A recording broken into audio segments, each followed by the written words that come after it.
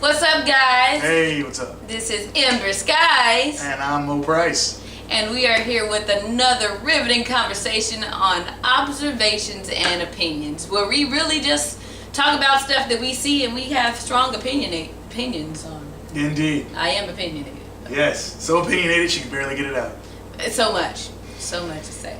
Also, before we get started, I'd like to plug Support a Dreamer t-shirts. You can purchase those on www.emberskeyez.com. That is www.emberskeyez.com. Yeah. Did you want to tell anything about what you got going on before we get deep?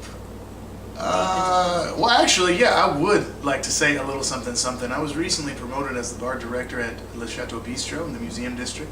Black owned by a lovely lady by the name of Jasmine. I will be the director of operations for the bar. We're going to have some excellent drinks, some excellent things for you folks coming up very soon. Le Chateau Bistro, Houston. And I'm sure they love you for that. Indeed they do. All right. Indeed they do. Go see Maurice. Get those drinks. Come see him, brother. See him. So, on today's show, what we're going to talk about is a little thing called standards, people. Standards that people tend to hold others to and not themselves. You know, how do you feel about that, Maurice? I think it sucks, frankly, but you know, it's human nature because human beings are irrational people by nature, so it makes sense. You think so? Yeah, I mean, at our lowest selves, we are. I mean, obviously, you know, some of us are a little more enlightened than others, but. Yeah, for the most part, people are idiots. Yeah, well, my thing is, it's so many different levels to it. You know what I mean? It's like, even for instance, I'm gonna say, if I come to your house, if I visit your house, well, and your house, thank you, and your house is a little disheveled, a little in disarray, not clean. You know, you've been over here several times. It's not always clean. It's been a good week. It's been a good week. You know, maintained a certain level of cleanliness. Yeah. But there are people whose houses look like they don't look inhabitable. Looks like they should have that orange sticker, orange, green, or bright yellow, whatever code violation that is from the city. Yeah. And then they go to people's houses and they're like, I don't eat from everybody's kitchen. Bitch, it's your kitchen that we shouldn't be eating out of. Right. It's condemned. Condemned. Yeah, indeed. Yeah, I find that again, I believe it's human nature. Although certain people are better than others at avoiding it. Certain people are better at empathizing with other people. Certain people have higher emotional intelligence than other people, and so they're not dicks. They don't look at people and say, "Hey, you do this while I don't do it." They're not hypocrites, and a lot of times when people are hypocrites, they do it subconsciously, but that's not an excuse for them. It's not. So, what would you say that is like the most, I guess, your biggest pet peeve about people holding people to standards that they don't hold themselves to? Well, I would just say my biggest pet peeve would be just the hypocrisy of it all, actually. I hate a hypocrite, and I just feel like honesty is the best policy. And you should own who you are as a person. You know, some people are sloppy as hell, and they know they are, and they'll admit it, and they live in their truth. They live in their slop. You know, they live in it. And if you're gonna be that type of person, be that type of person. But what I don't like is that same person to come over, like you said, come to my stuff, all of a sudden wants to, you know, analyze the glass when I pour him a drink, so to speak. Exactly. It's not cool. You know what? I'm gonna say it. Children. When parents have kids, and they the judgment, when they judge people and their parenting skills, I'll give you a prime example. Okay, we have this thing to where parents have to go to school to have conferences with the teacher. And the parents are always ready to jump down the teacher's throat. I'm saying this because I was a substitute teacher. And the kid's a little shit. Kid is a little shit. But you expect me to uphold every rule of the bylaw in the handbook and kiss your kid's ass because you feel like your child was unjustly punished because they got sent home or called. Meanwhile, you are not addressing the fact that your kid is a terrible human being when he leaves your house and comes into public. Those are the same ones who like go visit their kids in school. My baby didn't do nothing. He got caught. He got caught with the shit in his hands, red-handed. The gun was in your car, Mom. He used your car. We saw it on CCTV surveillance. I don't like that. I don't like that either. You raise a very good point. Children, especially.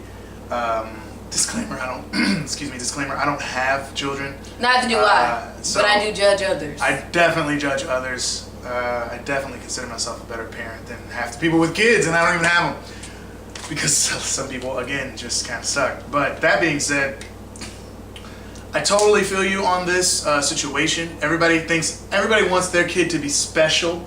And if every kid's special, then that means no kid's special, doesn't it? That means they real regular. That means they're extra regular. They're especially regular.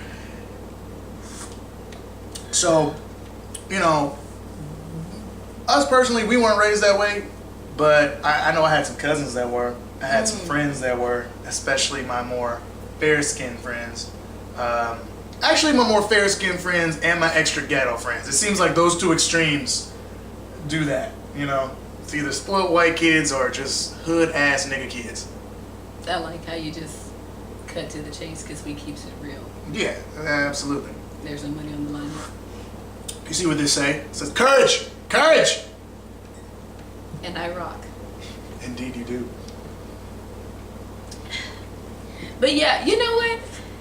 I think that's another thing, because like standards of ghetto black people and privileged white people, because we know that there are privileged blacks and ghetto whites as well. So we're not gonna, you don't have to be all hypersensitive about the terminology. You know, we just, you know, over here sipping and talking, you know, about our opinions. It's called opinions, and feel free to comment below if you have one. And if it's too negative, just don't. Exactly. Yeah, but it seems like the standards for it's a preconceived notion that the upper echelon of people have higher standards than those who are deprived of certain means.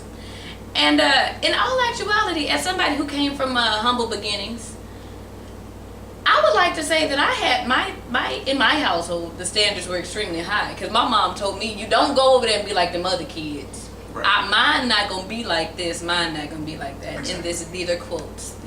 And my mom's an educator, but you know, she has that face at school, and then she had the parent against standards. Yeah, I can imagine the frustration of your mother having to deal with kids all damn day, only to have to come home and deal with her own kids. Can you sort of elaborate on that? Was there ever any kind of like, oh, I'm getting an ass whooping that fucking ninth grader should have got at around 10 a.m.? Yeah. Yeah. Yeah. You know what? But that's how you know, being an adult now, and looking at how I was as a kid, because you know, when you're a kid, you think you got a good clue of what's going on. To be fair, I'd like to say I had a pretty good grasp on it. I was not prepared for life, but I could coast, you know, find my way through it. But as my mom's a teacher. She's been a teacher for as long as I can remember. You know, she's been dealing with people's kids, good and bad, primarily bad. She's still teaching? She's still teaching. Man. I don't know how she does it. God bless you, Miss Skeyez. Yeah.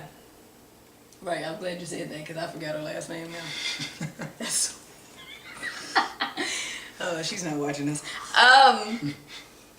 This be one episode she watches all the way through. But no, she would like, at one point, I'll give you this example. When I was going to the 8th grade, my mom had taught at that school the previous year. I went to Jack Roby in Pine Bluff. That was a school that had only 8th and 9th grade students. So I was in middle school in 7th grade, and then the next year she had left and went back to Little Rock to teach. And so the ninth grade students were her students that I encountered. I got in a lot of fights growing up.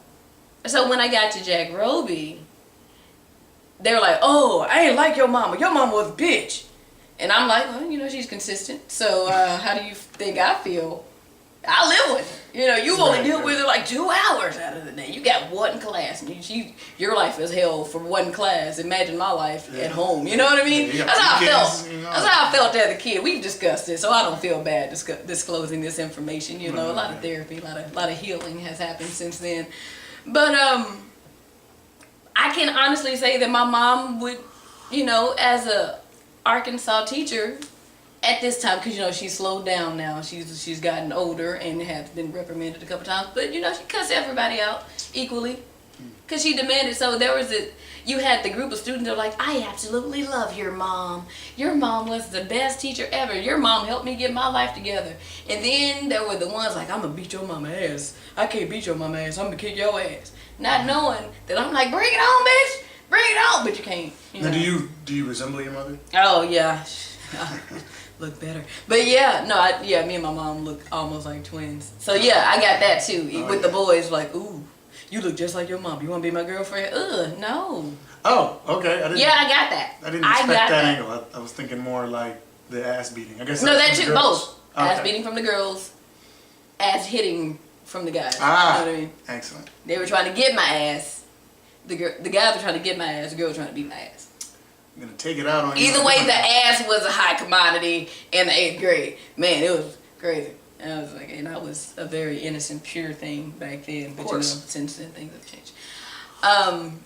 But yeah, so as far as standards are concerned, I guess in my household, education. Look, I'm gonna tell you this. It rubs off, cause some of the stuff that I would cry, like when I was in like cheerleading and like in like that. It wasn't even, I was never in like a classical dance team.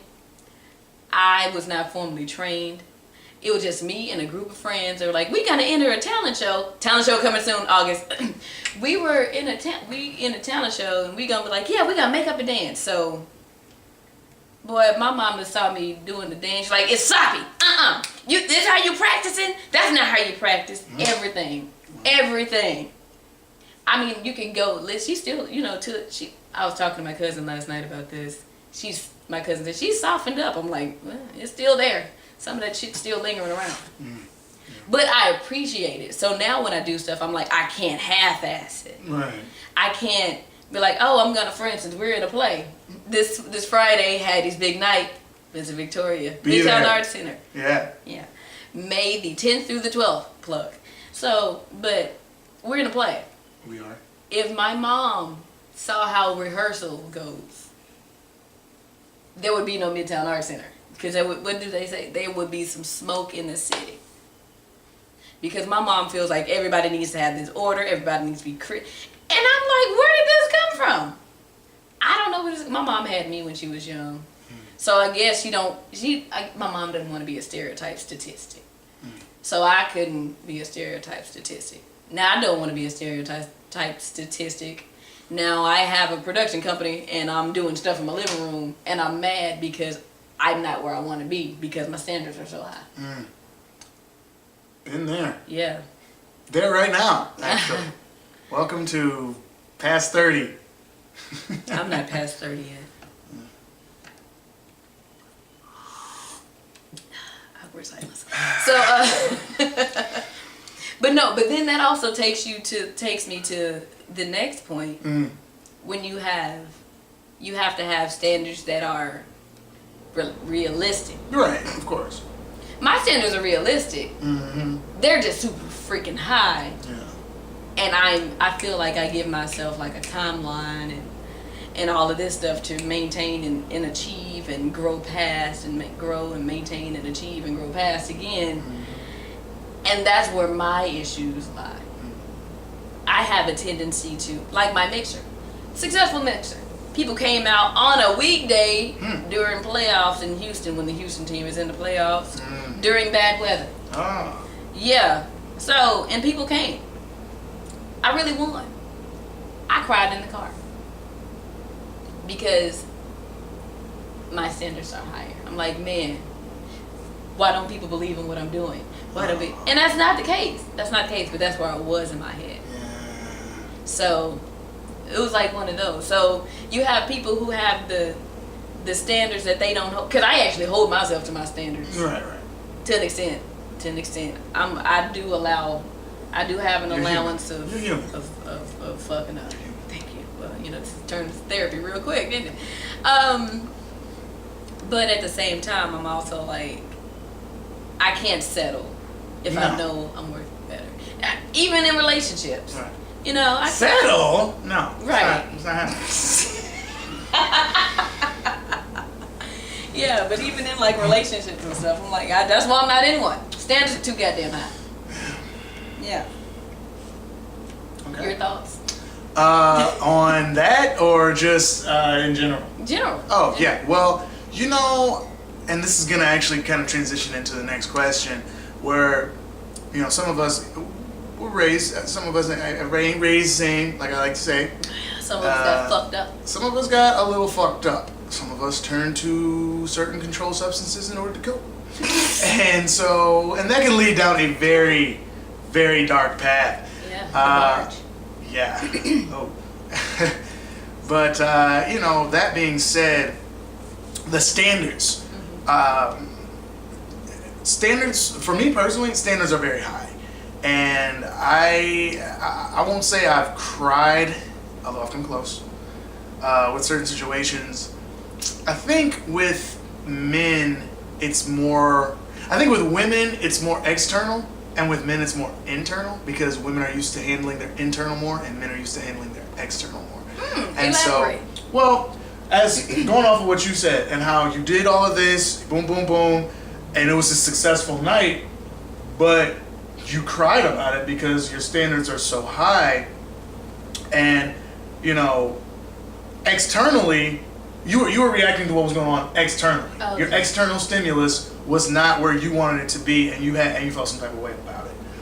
For men, because we're more used to, holding it down, and we gotta handle all this, whether we do or not. I'm not saying every man does, but that is put onto us. We're used to, the whole strong, silent, whether this is a success or failure, I'm gonna be this strong man about it. But internally, men don't do very much inner work. And so internally, you can have a guy who is, has the same night as you, has that same night, to him is a success, but he's feeling some type of way inside because he, for a number of reasons, he doesn't know what his next step is going to be. He doesn't know if he has the courage to continue what he's doing. He might be strung out on this or that, and his mind is just preoccupied with other shit. Men don't do the inner work. Men struggle with inner work, and women struggle with the external result of their work. Okay. And it can kind of fold in different kind of ways, but yeah. I know somebody like that. It's like, and like for instance, me, I'm always trying to plan my next move. And I'm trying to I got my feelers out to see if it's going to be successful or not, so that I know the next move. Whereas y'all be like, ooh, if this is successful, what is my next move?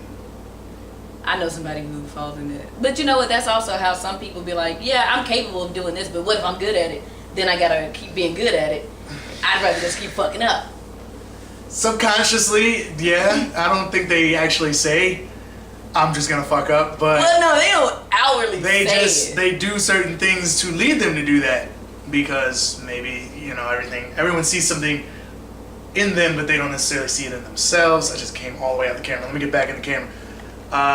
And that's a very much a male thing, because most boys are propped up growing up. And so they're propped up, they're put in positions, they're put on this team, they're put on that team, they're put in this leadership role, they're up. And so as men, we expect it. We're like, oh yeah, I'm gonna do this, he gonna do that, she gonna do this, da-da-da-da-da. That's no problem for us.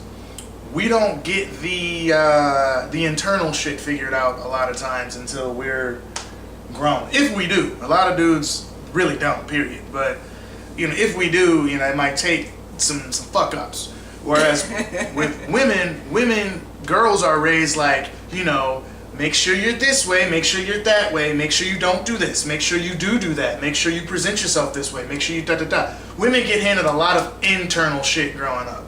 And so when they get older, and I tell guys this and girls this, who are like college age, like fresh out of college, because I find a lot of women, I'll talk to a lot of younger women who are like, 23, 24, 25, 26, that era, like mid-20s. Me? Yeah. They've graduated college, they're on the shit now, and I'll put it this way, a lot of times they're just looking for some dick, or they're just looking for like a fuck buddy, or they're looking for some companionship or something, and they can't find it with guys their age because the flip side is happening with the guys. This is what happens in college. Please. In college, as a guy, not for all guys, not for a guy who's really on his shit, but for your typical guy, high school, college is his prime pussy getting time of his life. He's never gonna get laid more than he got laid in college, and he's got options, he's doing his thing, he's young, blah, blah, blah. Women, on the other hand, for the most part, a lot of women are still kind of figuring themselves out in college. They're not truly independent because they're still in school, but they're living on their own, they got new friends, blah, blah, blah, whatever. They don't got their swag yet, typically. Once they graduate college, all of a sudden, you got a woman who is college educated. She might have a nice little entry-level job somewhere where she's making money. She got her own place for the first time. She got a whip. You know what I'm saying? She's doing her thing. And she's got this freedom and independence she's really never had in her life up until this point. And so now, she wants to take advantage of it. She wants attention. She wants to be single. She wants to live that life. But she still might want some companionship or some sex or something because that's a primary need that you have. Men, on the other hand, when they hit that age, they leave college, and then all of a sudden they start noticing all of these dime piece ladies getting snatched up by dudes. I mean, just getting married and engaged by the woodwork. And by the time they turn 26, 27, 28, they're like, the dating pool is a shrinking. Let me find one of these women that I can kind of get with so I'm not just out here. Because once you turn 30, gentlemen, let me tell you something.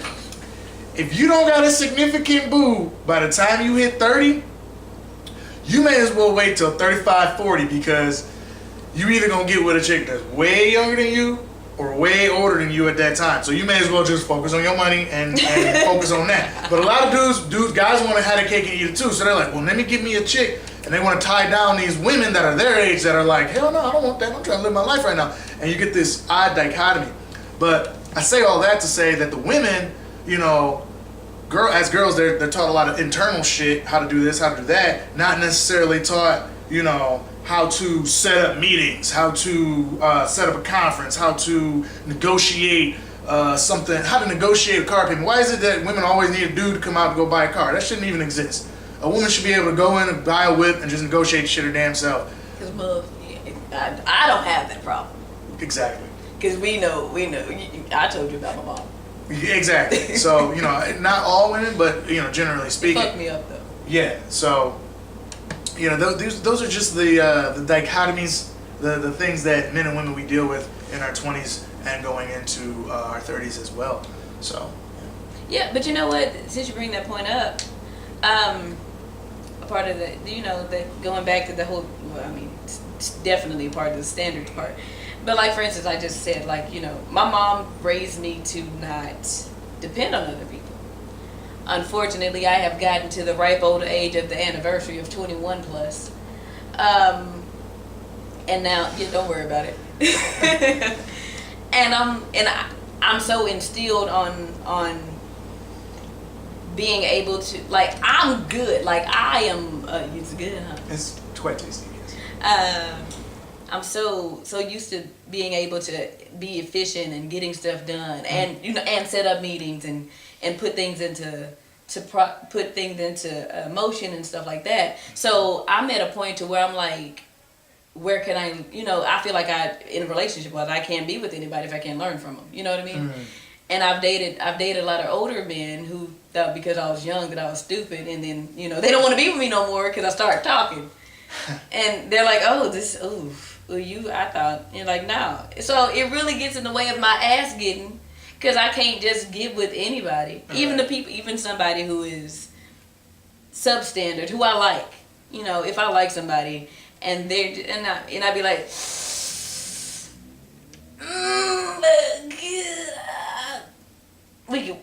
I can work something out. Yeah. And then they do something, I'm like, oh fuck. So I'm over here just elitist mentally, you know, and you know, psychologically, and just all the stuff that's not financial. I'm just like better than so many people, and people say don't use those types of adverbs. I mean, I'm better than that. I'm sorry. I'm better than dealing with somebody who's gonna be subpar and immature and not have. Because you know, another thing that like you said, like the group of 30-somethings trying to be with people their age, and they try to hook them down, but they still want to keep fucking up. They're like, ooh, okay, I'm getting old. Let me go ahead and latch on this and get this one pregnant. You know, you mine. But I'm like, I'm still, you know, Yeah. And then we're like, oh, I was a kid, I was young. And then by the time they're 45 and they done got all these outside kids and fucked up and got put out the house so many times. Hi, Dad. Sorry. Hello, Mr. Skeyez. But then they're like, oh, well, let me go ahead and get my shit together. It's like, I'm not trying to deal with that shit. I'd rather be alone. Hashtag no kids. Hashtag no kids. Hashtag I'd rather be alone as well. Hashtag marriage, is it worth it? Oh, that's a whole other show. thing. That's a whole other show. Right. Stay tuned. But yeah, no, I totally understand that. Totally understand that. And you know, as far as speaking from a guy perspective, unfortunately, too many men have this. Men are lazy when it comes to relationships. I'm gonna put that out there. Men are not lazy when it comes to anything that they feel like they're gonna directly benefit from, whether it's working, money, you know, a vacation, whatever the fuck it is, like getting some pussy, whatever it is. But when it comes to an actual relationship with a woman, men can get very, because look, a lot of guys feel like they're owed a relationship or they're owed pussy. That's the whole, you know, fucking princess fucking complex. Basically, we grew up in the age of video games, and before video games, you had Prince Charming. And whether it's video games or whether it's Super Mario or it's Prince Charming, there's this concept that boys get taught at a young age that, you know, you do everything right and you're heroic in your endeavors and you work hard and you reach the final level of this and that and you get the princess. You know? All you need is J's, a Gucci belt, and a mixtape. Well, yeah, and maybe some pills or some green or something. Oh yes, weed. I forgot about weed. Definitely want to have some weed. Okay. But and it don't work like that. It's never really worked like that, except for when it was forced to work like that, and that's a whole nother conversation too. Yeah. But it just don't work like that, and a lot of guys, you know, once they feel like, and this is not, you are by far not the first woman I've heard have this conversation with, as far as guys in control and things. INDEPE. Yeah, I knew a friend of mine, a good friend of mine, used to say the same thing. Where, you know, once a guy, you know, starts talking to her, you know, and she was a very sweet, kind of quiet. She was a Taurus, so she was very like quiet, sweet, nice, likes to eat and stuff. Everybody eats. No, but I mean like, like there's a difference between everybody eats and, oh my God, like I'm a foodie type of likes to eat. I'm not, you know, I get aroused with crawfish. Crawfish. I think women just love crawfish though. I didn't even get you to segue off your point. No, but as I was saying, she was a Taurus.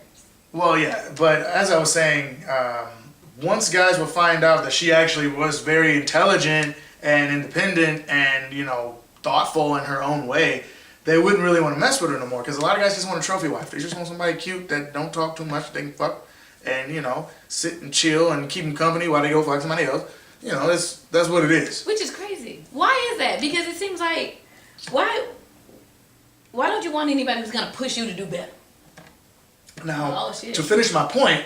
You look like you choked. Oh, no, I was doing this. Yeah, I was actually, like, doing like a pompous stance. Oh, okay, I thought you were choking. No. Right. No, I don't joke. To finish my point, me personally, now I'm the type of guy, where I like a woman who's going to challenge me.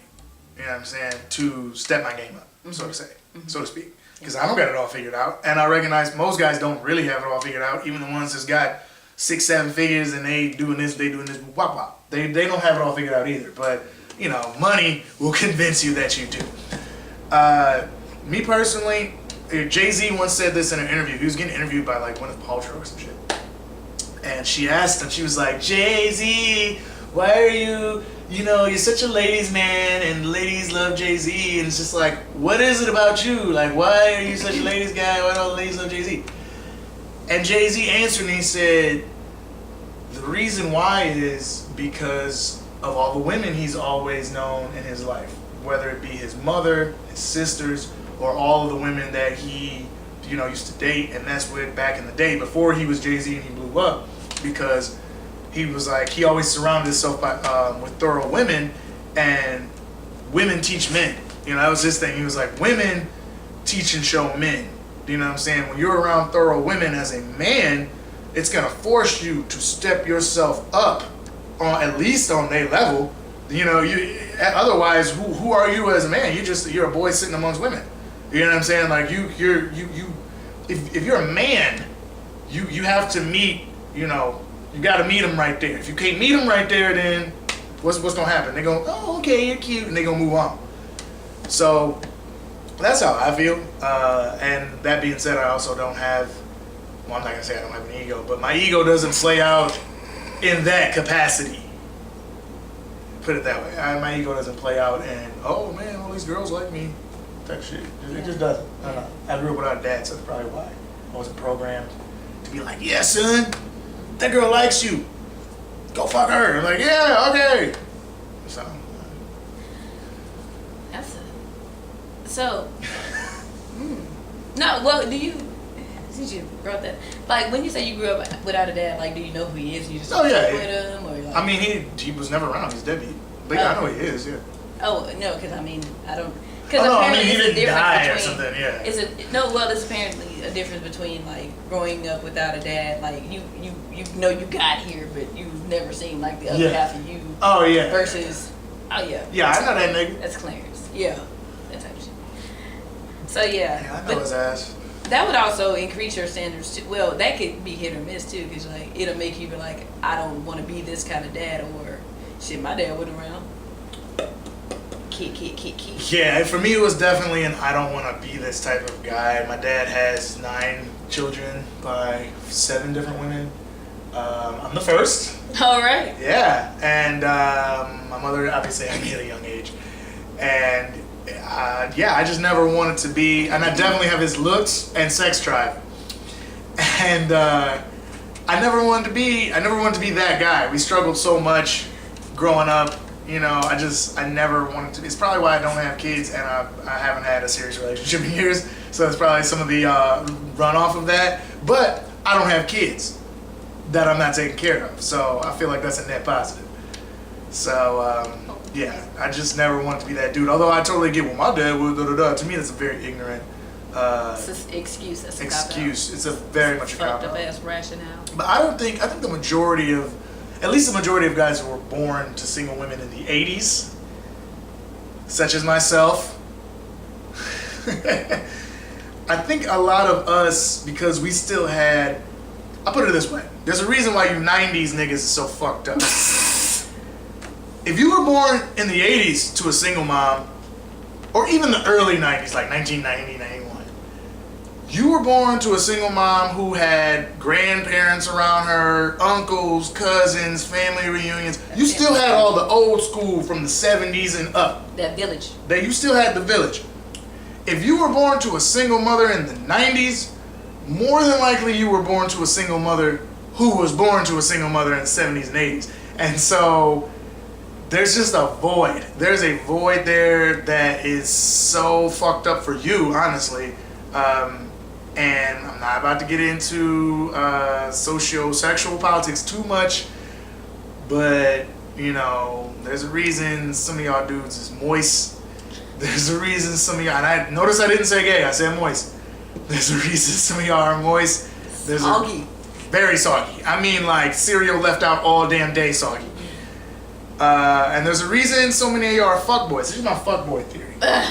So fuckboys basically come from ghetto ass, fucked up single mom women who, never had a man around, and whether that's because the man that they was fucking and letting them knock him up wasn't shit, or they not shit and they won't let him see their son, because it go both ways.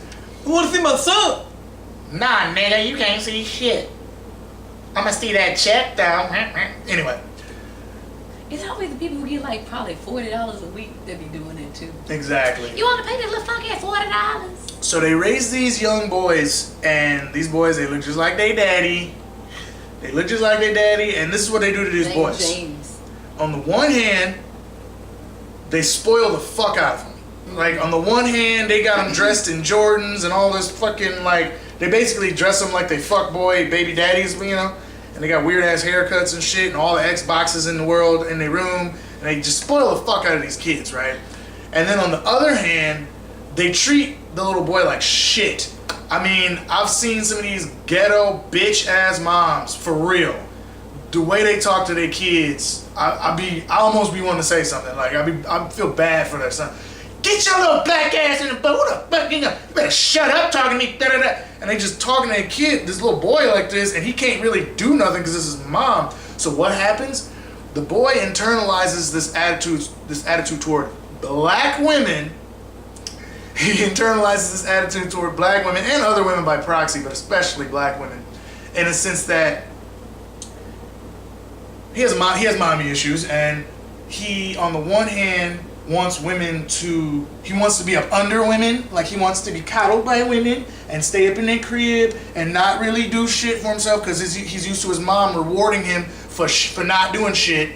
And then on the other hand, he secretly fucking hates her because of all the fucking psychological damage he's been done by the woman that he's supposed to trust the most in his life. The only woman he has a non-sexual relationship with, hopefully, his mother.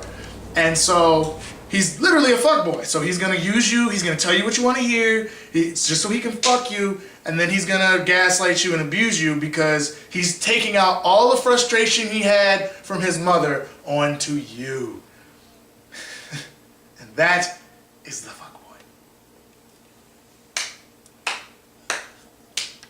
And that's why fuckboys tend to like exotic women more than black women, because, Their mamas wasn't shit. Their mamas wasn't shit, and so they look at, every other type of woman like, well, Latinas, they know how to take care of their man, and Asian women, they know how to take care of their man. You black bitches ain't shit. They start freaking out, and you be like, well, and then the women say, well, you come from a black woman. They're like, I know.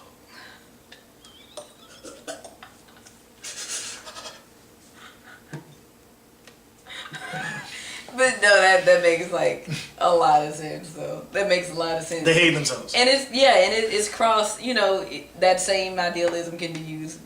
You can apply, it's not just black, it can be used as, trailer park. One more thing about fuckboys is that they tend to, because they were raised by shitty women, they tend to convey certain things that women do. That, to me, look, I was raised in the old school, and when I see a man, unless you're a biker or a tattoo artist or in some kind of game, unless you are really about that life, so to speak, whatever kind of life it is, that you would just naturally have a shit ton of ink on you. If I see a dude with sleeves, the stupid fucking kissy lips on his neck, praying hands, all these fucking tats all over him, I go, that's a bitch. That is vain. It's vanity. It's feminine. It's what women do. It's like, oh, look at me. Look at my accessories. Look at how I look. Men don't care to be judged on how we look. That's not to say we don't want to look good. But I feel I've had my. But it's like, pay attention to me. Yeah. That's a feminine thing. That's not manly. That's not peacockish to me. It is peacockish. But we're not peacocks. No, because to me, when they have a lot of those tattoos, I feel like they're trying to cover. They're covering up the outside. Exactly. So that you don't get to the inside. Hey, Kanye West is crazy as hell, but he did say this one thing that I completely agree with. He said, "What you think she more impressed by, a 6-pack or 6 figures?"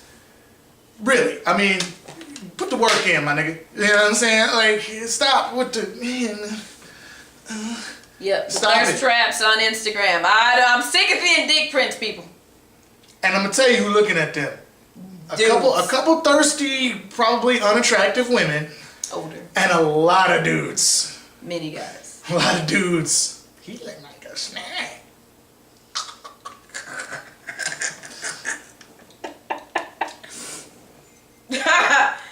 Yeah.